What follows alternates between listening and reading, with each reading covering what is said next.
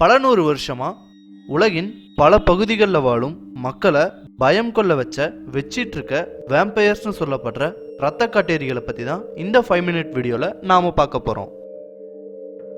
வேம்பயர்ஸ்னு சொல்லப்படுற இரத்த காட்டேரிகள் பற்றிய வரலாறுல பல்வேறு குழப்பங்கள் இருக்கு. இதுக்கு என்ன காரணம்னு பார்த்தா, இரத்த காட்டேரிகள் பற்றின சில கதைகள் பண்டைய கிரேக்க ரோமானிய நாகரிகம் போன்றவற்றிலும் இருக்கிறதால இதை பற்றின ஒரு தெளிவான முடிவுக்கு வர முடியலை. வேம்பயர்ஸ் பற்றி ஆராய்ச்சி பண்ண சிலர் என்ன சொல்கிறாங்கன்னா, 14ஆம் நூற்றாண்டில் வாழ்ந்த கொடுங்கோல் அரசனான விளாட் தி இம்ப்ளர் தான் முதல் வேம்பயர்னு நம்புகிறாங்க. இதுக்கு அவங்க சில ஆதாரங்களையும் முன்வைக்கிறாங்க. அவை, விளாட் மன்னன் தன்னோட மக்களை கொடுமைப்படுத்தினது மட்டும் இல்லாமல் அவங்கள கொன்று ரத்தத்தை எடுத்து பருகுவாராம். இந்த பழக்கத்தை வச்சு தான் விளாட் தி இம்ப்ளர் ஒரு டிராக்குலான்னு நம்ப ஆரம்பித்தாங்க.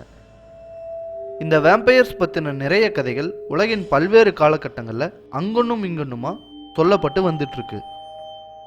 இருந்தாலும் 1897ஆம் ஆண்டு பிராம் ஸ்டோக்கருங்கிற எழுத்தாளர் விளாட் தி இம்ப்ளரோட கதையை பேஸாக எடுத்துக்கிட்டு டிராக்குலான்னு ஒரு நாவலை எழுதினார். இவருக்கு முன்னாடி 1819 ஜான் பாலிடாருங்கிற எழுத்தாளர் ஒரு புக் எழுதியிருந்தாலும் பிராம் ஸ்டோக்கர் எழுதின டிராக்குலா நாவல் தான் உலக பிரசித்தி பெற்றது. அந்த நாவலை அடிப்படையாக வச்சு தான் இன்றைக்கு கூட டிராக்குலாஸ் பற்றிய திரைப்படங்கள் எடுக்கப்பட்டு வருது. வேம்பயர்ஸ் உண்மையா இல்லையாங்கிற ஆராய்ச்சி ஒரு பக்கம் நடந்துட்டு இருந்தாலும் வேம்பயர்ஸ் பற்றின பயமும் பொருளையும் ரொம்ப வேகமாக பரவ ஆரம்பிச்சுது. அதுக்கு இந்தியாவும் விதிவிலக்கில்லை. சில வருஷங்களுக்கு முன்னாடி இந்தியாவின் பல கிராமங்களில் ஒரு வேடிக்கையான விஷயம் நடந்துட்டு இருந்துச்சு.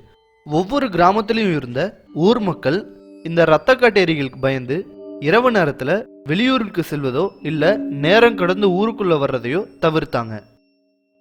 இப்படிப்பட்ட மூட நம்பிக்கைகள் பல கிராமங்களில் குறைஞ்சிருந்தாலும் இன்னும் சில கிராமங்கள் இந்த மூட நம்பிக்கையிலிருந்து வெளியே வரவே இல்லை. இது ஒரு வருத்தத்திற்குரிய விஷயம்தான். இப்படி உலகின் பல்வேறு பகுதிகளில் வாழ்கிற மக்களை பயமுடுத்திட்டு வர்ற வேம்பயர்ஸ் இருந்தாலும் இருக்கலான்னு ஒரு அதிர்ச்சிகரமான தகவலை ஆராய்ச்சியாளர்கள் முன்வைக்கிறாங்க. இதுக்காக பல வருடங்களாக செஞ்ச ஆராய்ச்சியின் முடிவை ஆதாரமாக முன்வைக்கிறாங்க. அந்த ஆராய்ச்சியின்படி வயது முதிர்ந்த எலிகளுக்கு இளம் எலிகள் கிட்ட இருந்து இரத்தத்தை எடுத்து செலுத்தும் போது வழக்கத்தை விட சுறுசுறுப்பாகவும் ஆரோக்கியமாகவும் இருக்கிறத கண்டுபிடிச்சாங்க. பல்வேறு முறை செய்யப்பட்ட இந்த ஆராய்ச்சியின் முடிவுகள் ஒரே மாதிரி வந்தது. இந்த ஆராய்ச்சியின் முடிவு, வேம்பயர்ஸ் மாதிரியான ஒரு உயிரினம் மற்ற உயிரினங்கள்லிருந்து இரத்தத்தை எடுத்து வாழ முடியுங்கிறதுக்கு சாட்சியாக அமைஞ்சிருக்கு. அடுத்ததா வேம்பயர்ஸ் இருக்கிறதுக்கு ஆதாரமாக போலந்து நாட்டில் ஒரு சம்பவம் நடந்தது. போலண்டில் இருக்க ஒரு கிராம பகுதியில் திடீர்னு கால்நடைகள் இறக்க ஆரம்பிச்சது. இறந்ததற்கான காரணம் ரத்தம் உறிஞ்சப்பட்டதுனால தாங்கிறத கண்டுபிடிச்சாங்க. முதல்ல இது காட்டு விலங்குகளோட வேலையாக இருக்கலான்னு தான் சந்தேகப்பட்டாங்க. ஆனால் தொடர்ந்து இதே மாதிரி நடந்துட்டு வந்ததால் சந்தேகமடைஞ்ச ஊர் மக்கள் இதை கண்காணிக்க ஆரம்பித்த சில நாட்களில் ஒரு மனித உருவம் ஊருக்குள்ள இரவு வேளைகளில் நடமாடுறத கண்டுபிடிச்சாங்க.